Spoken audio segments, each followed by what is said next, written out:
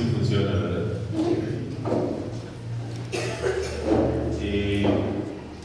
Gracias. Esta es una imagen de la nave que hizo Félix Candela en 1958 en La Fama montañesa. Es una foto de Ángel Barajas, aquí presente, arquitecto, que hace ¿cuántos años, Ángel? Empezó su tesis conmigo con este tema de patrimonio industrial. 10 años, Creo que más, como 12 mínimo. Y bueno, en realidad yo no conozco todavía digamos, la fábrica, espero poder visitar algún día, pero esta imagen a mí me impresiona la dignidad del espacio de esta nave, que entiendo que era la tintorería. El engomado. El engomado. Ahorita les voy a decir por qué pensé que era la tintorería, pero pasamos la siguiente. Bueno, este es Félix Candela, el día que yo lo conocí, en 1992. Yo estaba haciendo mi doctorado en Barcelona y él fue a dar una conferencia. Tenía entonces 82 años de edad. El profesor que lo invitó era mi profesor y me lo presentó. Y yo le conté que estaba en Barcelona haciendo una tesis doctoral sobre los arquitectos españoles exiliados en México, que me surgió a raíz de él. Él era muy famoso cuando yo hice la carrera. Yo terminé la carrera en 1986 y bueno, era famoso, pero se sabía muy poco de Félix Candela. Yo sabía que el Palacio de los Deportes era una obra suya, que el pequeño pabellón de rayos cósmicos en Ciudad Universitaria, que lo veíamos, pues era obra suya, pero no sabía mucho más. Y cuando decidí poner como título a mi tesis doctoral en Barcelona, Arquitectos Españoles Exiliados en México, fue pensando en él y en dos profesores que yo tuve en la carrera, que fueron Imanol Ordorica y José Luis Benlluren, que habían sido también producto del exilio español, habían llegado a México de niños y habían estudiado la carrera en la Universidad Nacional Autónoma de México, en la Escuela Nacional de Arquitectura, que desde 1981 es facultad. Y entonces yo empecé a trabajar ese tema y ya cuando empecé a rascar un poco me encontré con que llegaron a México 24 arquitectos exiliados, o sea, arquitectos que se habían recibido en España y que habían salido por razones políticas de España. Como salió mi abuelo y como mi madre llegó de niña a México también desde España, producto de este exilio político. Entonces, si pasamos a la siguiente. Después, en realidad conocí a Candela y me dijo que fuera a su casa, que me iba a contar muchas cosas. Me fui a visitar en Madrid, me contó muchas cosas. Y una de las conclusiones que saqué es que él vivió 3 vidas, porque así lo planteaba él mismo. Decía que nació en España, en Madrid, en 1910. Ahí estudió la carrera de arquitectura, la terminó en 1935. Entonces decía que esa había sido su etapa de formación. Y en 1936 estalló la Guerra Civil Española. Solo recordar que en 1931, en unas elecciones democráticas, el pueblo votó a favor de un gobierno democrático en contra de la monarquía.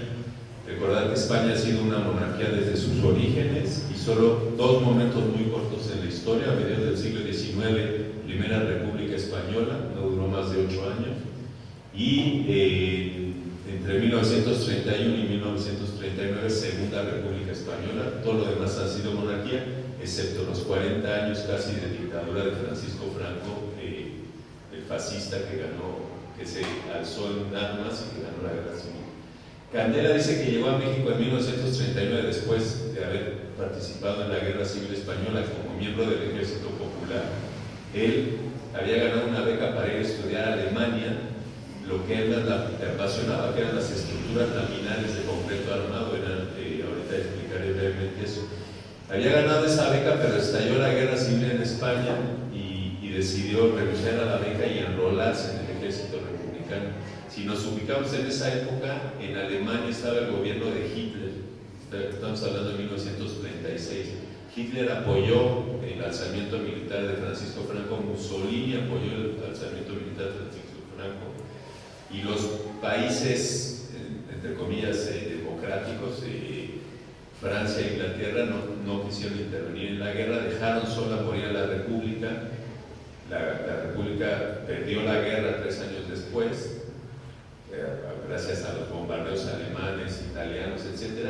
Y unos meses después de terminar la Guerra Civil Española estalló la Segunda Guerra Mundial, donde Francia e Inglaterra pues, sufrieron las consecuencias de no haber defendido aquel gobierno democrático. Así se escribe la historia, ¿no? Pero bueno, la historia también trae estas cosas. A México vino este exilio de más de 20,000 personas, entre las que llegaron estos 24 arquitectos, y uno de los más jóvenes era Félix Candela. Dice que él renació en México, traía la experiencia de lo que había estudiado y de lo que había construido durante la guerra, que había sido trincheras. Y en México se hizo mundialmente famoso con las estructuras laminares que él llamaba cascarones de concreto.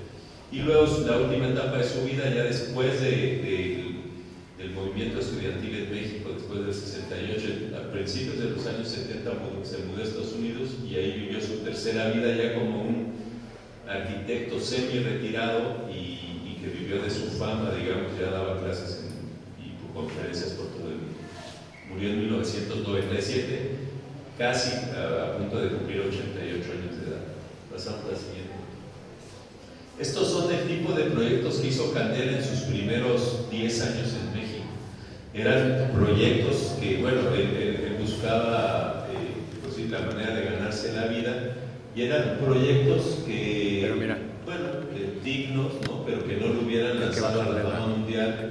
Él se hubiera podido ganar la vida dignamente como el resto de sus compañeros exiliados en México, que tuvieron la oportunidad de trabajar en México, de vivir de que les tocara eso que se conoce como el milagro mexicano a partir de los años 40, un boom económico que entre los 40 y los 60 hizo que hubiera mucha obra en México, que se hiciera mucha arquitectura. Y Candela hacía ese tipo de proyectos, pues a veces neobarrocos, a veces neogóticos, como esa iglesia que ven ustedes allá a la derecha. Si él hubiera seguido haciendo esto, no hubiera, insisto, sido el arquitecto tan famoso que fue. ¿Cuál fue la razón que lo lanzó a la fama? Si pasamos a la siguiente. En realidad, mientras estudiaba la carrera en Madrid, en los años de entreguerras entre la Primera y la Segunda Guerra Mundial, a Candela lo que le apasionaba era esto, que hacían ingenieros europeos en diferentes partes de Europa, buscando la forma más eficiente de hacer trabajar al concreto armado, que era una tecnología relativamente joven, tendría medio siglo de que en Francia François Genevieve había patentado el concreto armado para hacer arquitectura, y los ingenieros en una época de escasez económica buscaban la forma más eficiente, utilizando la menor cantidad de material, cubrir la mayor cantidad de espacio. Y así habían, insisto, todos los que vemos aquí son ingenieros: Eugene Freycinet en Francia, Franz Dischinger y Ulrich Finsterwalder en Alemania, con los que Candela iba a estudiar, digamos que la guerra le robó esta idea. En España, Eduardo Torroja, que hacía también unas maravillas, y en Suiza, Robert Maillard. Entonces, con esa idea, con eso llegó Candela a México. Nunca lo había construido, pero era lo que le apasionaba. Si pasamos a la siguiente. 10 años después de su llegada, él desembarcó en Veracruz en 1939, el 13 de junio, en el primer barco que trajo exiliados españoles, que fue el famoso Sinaya. Después siguieron llegando barcos hasta el año 42. Pero en 1949, Candela, con los ahorros que había ido generando, construyó su primer cascarón experimental, que es este que vemos aquí, que es una bóveda muy sencilla, catenárica, que es la bóveda más eficiente estructuralmente hablando, que tenía 3 centímetros de espesor nada más. La patentó como bóveda ala y fundó una empresa que se llamó Cubiertas Ala. Si pasamos a la siguiente. Ahí está Candela digamos, en 2 momentos de su empresa. Al fundar en 1950, a mano izquierda, el segundo de izquierda a derecha es Candela, y a mano derecha, ya en 1968, cuando estaba construyendo el Palacio de los Deportes con los arquitectos con los que había ganado ese concurso, que eran Enrique Castañeda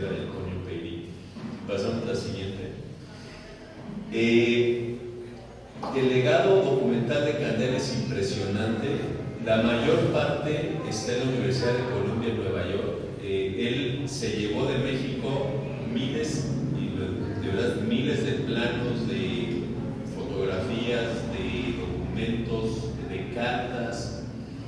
Otra parte importante se quedó después de que murió, fue a parar a la Universidad de Princeton, también en Estados Unidos. Lo que había quedado en la casa de su segunda esposa, él enviudó en 1963, en el momento más importante de su carrera. Enviudó de su esposa, que había traído desde Madrid. Aquí en México tuvo 4 hijas y se casó en segundas nupcias en 1967 con una arquitecta norteamericana, y ella un poco lo convenció de ir a vivir a Estados Unidos en el 71. Y ella fue la que donó, después de la muerte de Candela, una parte importante de su legado a la Universidad de Princeton. Pero la otra parte importante la tenemos en la Facultad de Arquitectura, gracias a que las hijas de Félix Candela, la mayor es Antonia Candela, una investigadora muy importante del CIMESTAB, pero luego están Noli, Pili y Tere, las 4 hijas nos donaron al archivo de arquitectos de la Facultad de Arquitectura lo que él había dejado en México, un poco despreciando lo que le parecía poco importante. Y entre esas cosas, este tesoro, que es una caja de madera que tiene 32 láminas de cartulina ya amarillenta de 20 centímetros por 50 centímetros, dividida en 50 renglones y con todos los proyectos que llegaron a su empresa. Hay cerca de 1500 proyectos relacionados ahí, de los cuales se calcula que se construyeron unos 800. Ahí los que aparecen con el punto y con los dineros que cobraron, con las fechas en que hicieron la obra, y pues es un tesoro para los que estudiamos su obra. Si pasamos a la siguiente, recuerden esto porque lo vamos a retomar más adelante cuando hablemos precisamente de la fama montañesa. Candela, ya retirado, eso, si se dan cuenta, son sus 25 obras favoritas en la Ciudad de México. La última de todas, la que está hasta abajo, es el Palacio de los Deportes. O sea que este plano debió haberse hecho por ahí de 1970, poco antes de irse a los Estados Unidos.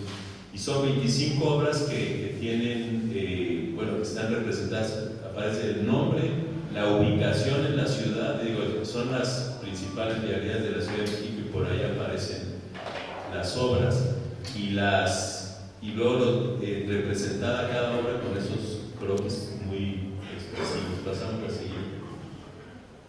Esta es una especie de mosaico de las obras que hizo entre 1950, la primera que hizo, que es la que está allá arriba a la izquierda, los boliches Marsella, que todavía están en pie. Ya no son boliches, es una escuela de danza en la calle de Marsella, ahí en la colonia San Rafael. Y hasta abajo a la derecha el Palacio de los Deportes, que junto con las estaciones de metro de la línea 1, él hizo 3 estaciones, San Lázaro, Candelaria y La Merced, son de Candel. Son las últimas obras que hizo en México. Y en el Inter, pues esas cerca de 800 obras, de las cuales alrededor del 70% es arquitectura industrial. En realidad, Candela, cuando empezó a desarrollar estos experimentos, pensó en el nicho de oportunidad de la arquitectura industrial. México era un país que se estaba modernizando, se estaba construyendo mucha industria, muchos almacenes, etc. Y entonces lo que hizo sobre todo fue hacer cubiertas para edificios industriales, como el caso de la fama montañesa. Pasamos a la siguiente. Bueno, si puedes pasar la anterior solo un momento, porque en la anterior, a partir de las imágenes en color de las 2 últimas hileras, son ya proyectos peculiares que quizá tomaron un poco por sorpresa a Candela, sobre todo el pabellón de rayos cósmicos, que está en Ciudad Universitaria, luego iglesias que hizo sobre todo con arquitectos muy talentosos como Enrique de la Mora, el famoso restaurante Los Manantiales en Xochimilco, que está allá abajo, o la planta embotelladora Bacardi, como otro ejemplo de arquitectura industrial. Pasamos a la siguiente. En realidad lo que hizo Candela fue aprovechar al máximo las bondades del paraboloide hiperbólico, que es una forma geométrica reglada, es decir, que se forma con líneas rectas que se mueven en el espacio y que generan una superficie de doble curvatura inversa. ¿Me puede prestar su boca? Una bonita de estas. Eso, perfecto. Esto es una lámina que no tiene ningún tipo de resistencia, ¿no? Porque si la tomamos así, si le aplicamos una geometría, adquiere resistencia. Yo al hacer esto, lo que acabo de formar aquí son dos paraboloides hiperbólicos. Si no tiene geometría, no sirve para nada, pero si aplicamos el paraboloide hiperbólico, tiene la virtud, si pasamos la siguiente, a ver si corre la, no sé si hay que picarle a play o algo así, pero bueno, a lo mejor, bueno, no importa. Se ve, era una animación que explicaba un poco lo que es un paraboloide hiperbólico, pero no importa. Sí, ya se está moviendo.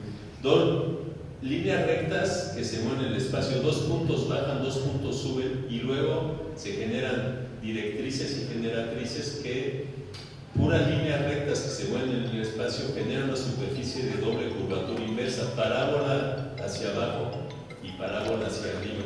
Y eso es lo que hace que sea una superficie resistente por forma. O sea, necesita muy poco espesor y puede cubrir mucho espacio. Si pasamos a la siguiente.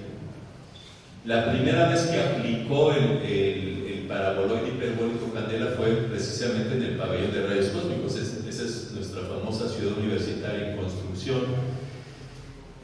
Muchos años después, hace 15 años, la nombraron Patrimonio Mundial. Si pasamos a la siguiente, ahí Candela aplicó por primera vez el paraboloide hiperbólico a base de 2 paraboloides del tipo silla de montar. Si pasamos a la siguiente, digo, es muy sencillo, pero ahí el reto era que lo que le habían pedido los científicos que estudiaban los rayos cósmicos era que la cubierta no tuviera más de 15 milímetros de espesor, o sea, de 1,5 centímetros.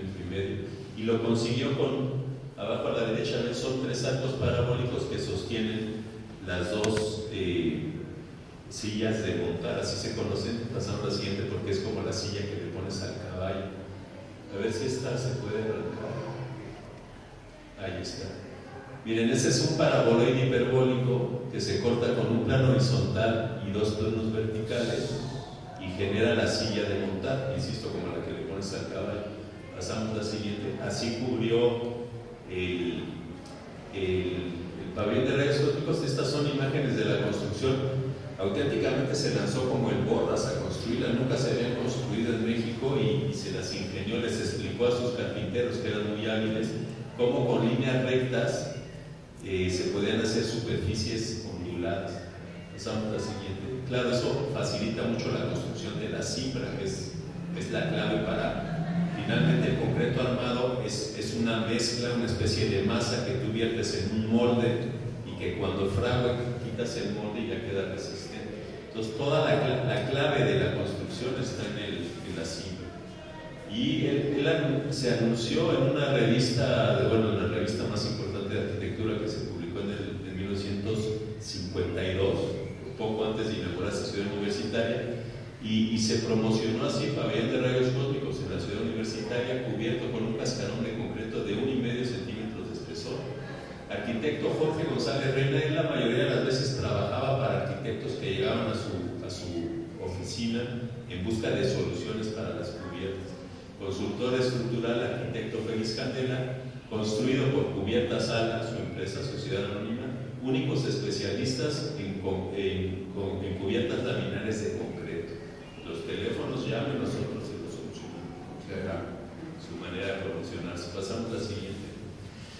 Y bueno, lo que hizo Candela fue como lo que hace un músico que hace variaciones sobre un mismo tema, ya dominando el paraboloide hiperbólico, buscaba, ¿no? Y entonces de su obra se destacan 2 familias de paraboloides hiperbólicos: los mantos de borde recto, que dieron, digamos, la obra, el tipo de cascarón que más utilizó fue el paraguas, que es el que se ve arriba a la derecha, que son 4 segmentos de paraboloide hiperbólico que mandan todos sus empujes a una columna. Dentro de la columna está la bajada de aguas y además la cimentación es también hecha con paraboloides hiperbólicos, por lo que se ahorra muchísimo material. Y la otra fue la los mantos de borde curvo.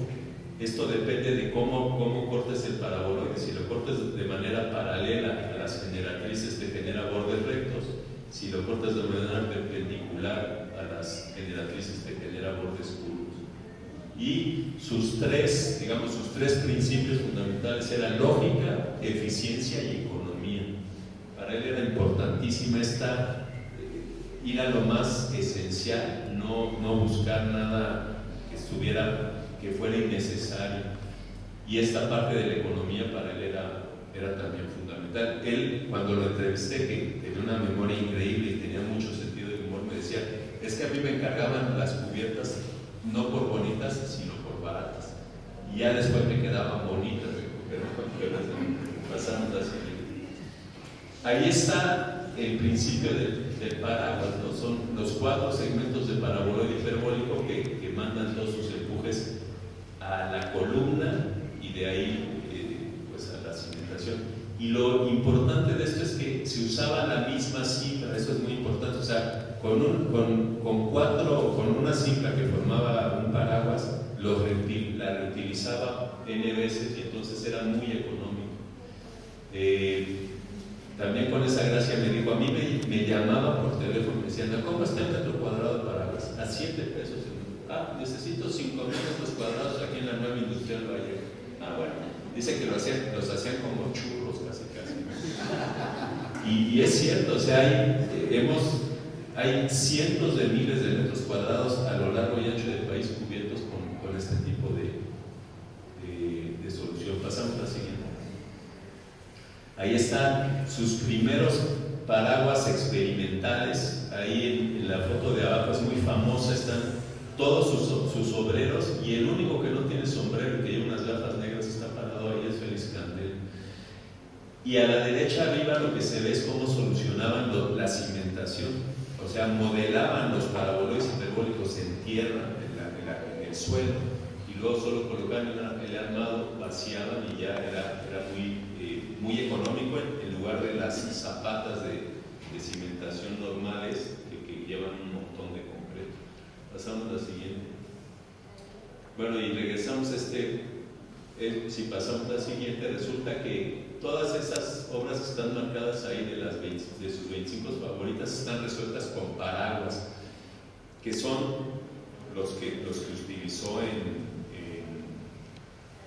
en la fama montañesa con ciertas variantes. Pasamos a la siguiente. Bueno, ahí está cómo se construía. Insisto, la parte más compleja era solucionar la cimbra, o sea, el molde donde iba a verter el concreto. La colocación del armado era relativamente sencilla y una vez que fraguaba se desimbraba y ya quedaba la pieza con uno solo de estos paraguas que solían tener 15 por 15 metros, cubría 175 metros cuadrados con un solo apoyo. Pasamos a la siguiente. Y así, haciendo hileras de paraguas, luego inclinándolos para generar un diente de sierra para que entrara la luz, etc. Pues cubría pues eso, miles de metros cuadrados de manera muy económica. La imagen de abajo es muy bonita, es un experimento que hizo y que todavía está en pie en Coyoacán, muy cerquita del mercado de Coyoacán, en la calle París con Allende. Está lo que fue una fábrica de trajes y que ahora pues la han puesto a la venta. Estamos temerosos de que la quieran tirar, queremos ver que se recupere. Pasamos a la siguiente. Esta es una imagen tomada en el año 2011, cuando todavía trabajaban ahí dentro 300 empleados confeccionando trajes. Las telas las hacían en Aguascalientes, las traían aquí y aquí hacían los trajes Cavalier. Pasamos a la siguiente. Bueno, y con esos paraguas cubrió muchos mercados también. Aquí arriba a la derecha se ve el mercado de Jamaica, que tristemente después del temblor del 85, solo porque 2 paraguas se ladearon un poco, tiraron todos los paraguas, que es una maravilla. Pero abajo a la izquierda se ve el mercado de Coyoacán, que es una maravilla, es una belleza. Ya es reconocible lo que le hicieron pues hace los años 90, pusieron un arcotecho, hicieron unas entradas con unos arquitos así de ladrillo y ya casi no se puede reconocer. Pero lo interesante es la foto que ven arriba a la izquierda es un tianguis con los típicos toldos, y Max Cheto, que fue un arquitecto alemán que llegó el mismo año que Candela y que fueron muy amigos, comparaba la ligereza de los toldos de los tianguis con los paraguas de Candela. Pasamos así. Bueno, imágenes del mercado Coyoacán, pasamos. Otros mercados, en Acapulco, en Veracruz, en Arriaga, con una estrategia distinta de hacer unos paraguas más bajos y otros más altos para en el inter dejar el espacio de ventilación e iluminación cenital. Tristemente el edificio de Arriaga lo demolieron hace unos años. Pasamos así. Bueno, almacenes a la izquierda de la planta embotellada Bacardí, a la derecha pues imágenes de la estación Candelaria de la línea 1 del metro, que son unos paraguas ya muy sofisticados pero hermosísimos. Pasamos. Y bueno, lo más común, ¿no? Las gasolineras. Por todo el país hay gasolineras cubiertas con paraguas, que luego Pemex les ha puesto esos faldones que le matan la ligereza, ¿no? Pasamos otra. Y luego seguía experimentando y hacía, ¿no? Paraguas de diferentes tipos. Pasamos otra. Con paraguas solucionó el primer encargo de un edificio religioso de una iglesia, la iglesia de la Virgen de la Medalla Milagrosa, ahí en la Vertis Narvarte, ¿no? En la esquina de Iscarteopan y Matías Romero, levantó esta maravilla. Pasamos la siguiente, que es una planta tradicional de 3 naves, una planta basilical. Pasamos otra, pero resuelta pues, de una manera muy audaz. Pasamos. Con paraguas que se distorsionan, son paraguas de planta rectangular con el apoyo descentrado que se inclinan los 4 segmentos de paraboloide hiperbólico, se levantan, etcétera. Así pasamos para formar esta maravilla. Es un espacio interior impresionante. Pasamos otra. A ver si está también. Esta es una animación que muestra pues cómo está resuelta la cubierta. Bueno, toda la iglesia, ¿no? Es muy impresionante porque la propia cubierta se convierte casi en los muros. Se levantan las partes que tocan el piso y hacen esta fachada lateral, luego se enfrentan. Son 4 pares de paraguas enfrentados entre sí y el transepto ya se cubre con un manto más audaz, ¿no? Pasamos otro. Y bueno, ahí está la parte más compleja del proceso, la construcción de la cifra, porque ya después el descifrado, el armado, colado, el descifrado era relativamente sencillo. Pasamos otro. Y bueno, nos vamos a ir hasta el norte de la ciudad para ver quizá la obra industrial más importante que hizo Candela. Pasamos otra, que es la planta embotelladora Bacardí, donde hizo un muestrario de diferentes tipos de cubiertas con cascarones, la mayoría con paraguas. Entre paréntesis, el único edificio que hizo en México el arquitecto alemán Mies van der Rohe, uno de los arquitectos más famosos del siglo XX. Bueno, el único edificio que hizo en Latinoamérica es el edificio corporativo de la Bacardi. Pasamos otro. Y bueno, ahí hizo paraguas para los estacionamientos, para los comedores, para los almacenes, los talleres. Pasamos otro. Y luego también para cubrir pues las 400,000 barricas de ron que están en la zona de añejamiento.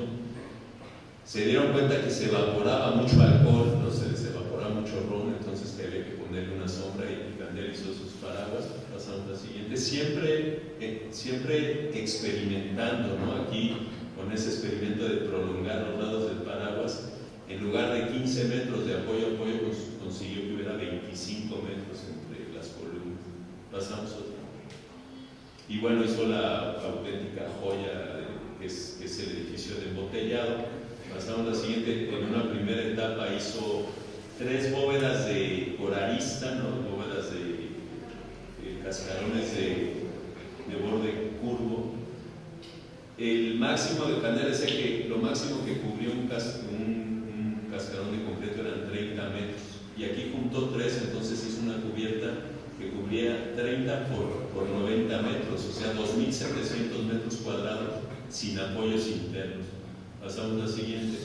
Esta es una foto de esa de esa primera etapa que hizo esa construcción, y luego hizo una segunda etapa, pasamos a la siguiente, donde desdobló, ya Candela se había ido a vivir a Estados Unidos y aquí lo hizo su hermano Antonio Candela, que se quedó con su compañía, y su discípulo Juan Antonio Tonda, que fue nuestro maestro en la Escuela de Arquitectura también.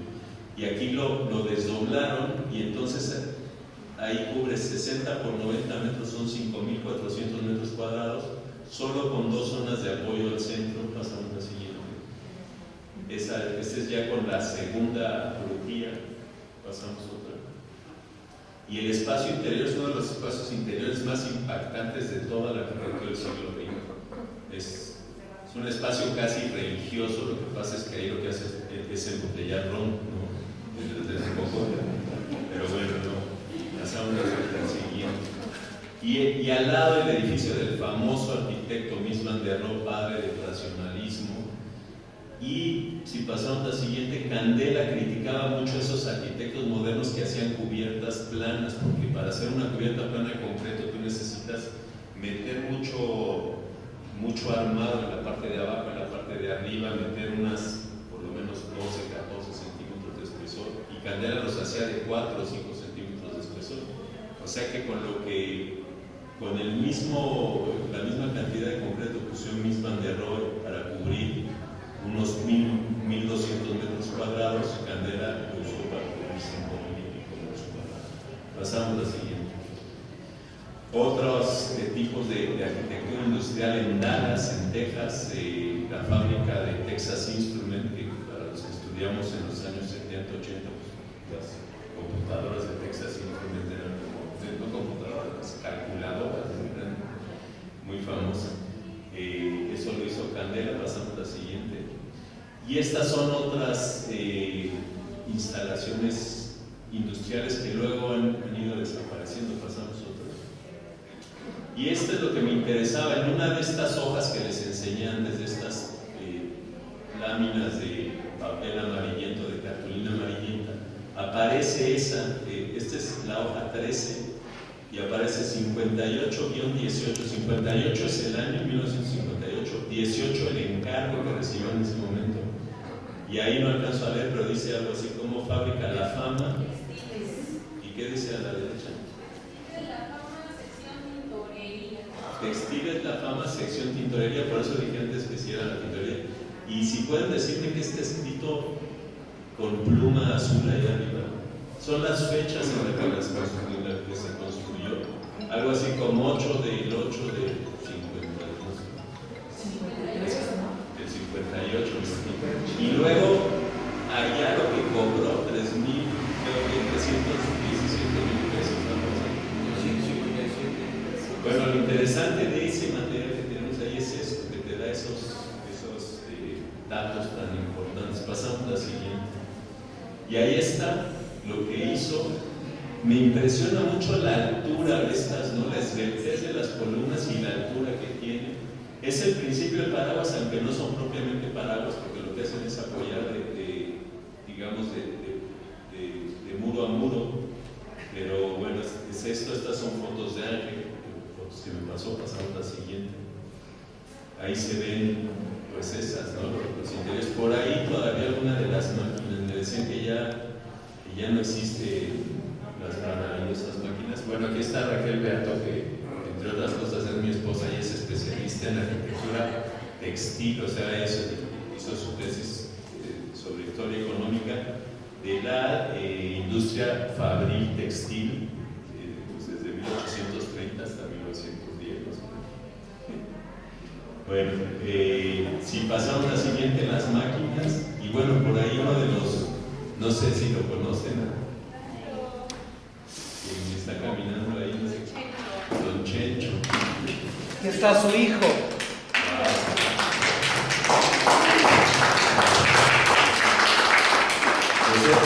Esta foto se la sacó Ángela Don Chencho ahí. Hermano, me acabas de desconectar. Pasamos a la siguiente. Y bueno, ya solo para, no me detendré demasiado, es qué ha pasado con muchas de esas obras importantes de Candela. Una de sus obras favoritas era esta. Pasamos a la siguiente, que era Pues una caseta de vigilancia que en un momento dado, si pasamos otra, la tiraron. Pasamos otra. ¿Y por qué la tiraron? Para construir otra caseta de vigilancia. O sea, esto lo hizo un arquitecto que debe tener buena mano porque no está tan mala de abajo, pero que no tiene nada de conciencia histórica, ¿no? O sea, tiró algo único para construir pues algo de lo más corriente. Pasamos la siguiente. Y así se han perdido obras maestras como esta que estaba en Acapulco, la demolieron. Pasamos otra. Esta, el famoso Hotel Casino de la Selva en Cuernavaca, que bueno, se acordarán de aquella historia del intento que hubo por protegerlo y que fracasó. Tiraron todo, hicieron ahí una mega comercial y un Bosco, muy triste. Pasamos al siguiente. Bueno, incluso tiraron el restaurante y luego, como hubo muchos reclamos, dijeron, ay no, ya se los volvemos a construir, y construyeron esa cochinada que se ve allá a la derecha, que no se parece nada, mucho más gorda, ¿no? Pasamos la siguiente. Entonces, bueno, esto nos dolió muchísimo. Esto era, en su origen fue la pastelería El Globo, que estaba en la avenida Popocatépetl, a lo mejor algunos de ustedes se acordarán, pero luego la vendieron y la compró la Nissan, y eran los talleres de la Nissan, y estaban muy bien conservados. ¿Y qué pasó? Pasamos a la siguiente. Pues que un amigo arquitecto me llamó y dijo, es que me contrataron para demoler esto. Dijimos, ¿cómo es posible? Entonces dijimos, no, iban a construir ahí un centro comercial tan necesario al lado de Plaza Universidad y de Centro Coyoacán, ese que ya no existe tampoco, otro centro comercial, y lo único que dijimos es que tomaran en cuenta la preexistencia, que hicieran su centro comercial, pero que respetaran esos 6 paraguas que cubrían 1.600 metros cuadrados casi. O sea, una cosa impresionante. Eran muy grandes esos paraguas, ni siquiera eran de Candela, eran de Ovidio Botella, de un compañero de Candela que vino también, pero que sabía también construir esto. Y bueno, dijimos, déjenlo a esto como el food court, ¿no? El lugar donde venden las comidas, yo que sé, intégrenlo a su nuevo proyecto. Pasamos a la siguiente. Lo que hicieron a continuación fue mandar las retroexcavadoras a tirar solo los paraguas. O sea, tiraron eso y ya pues ya no había nada que defender, los demás ya daba igual que lo tiraron. Pasamos a la siguiente. Y esta otra, esto fue muy triste porque unos almacenes en Vallejo, ahí por la avenida Montevideo, muy hermosos, muy parecidos a la solución de la Fama, los estaban empezando a restaurar para hacer un centro comercial, les pararon la obra, no sé qué, y de pronto de un día para otro los tiraron. Pasamos otra. ¿Qué hacer con eso? O sea, en realidad se pueden restaurar los cascarones. Esta es una de las obras más hermosas de Candela con Enrique de la Mora, que es la Capilla San Vicente de Paúl en Coyoacán. Si pasamos al siguiente, yo me encontré ahí a Andrés López, arquitecto que fue mi alumno, así como además que hace muchos más años.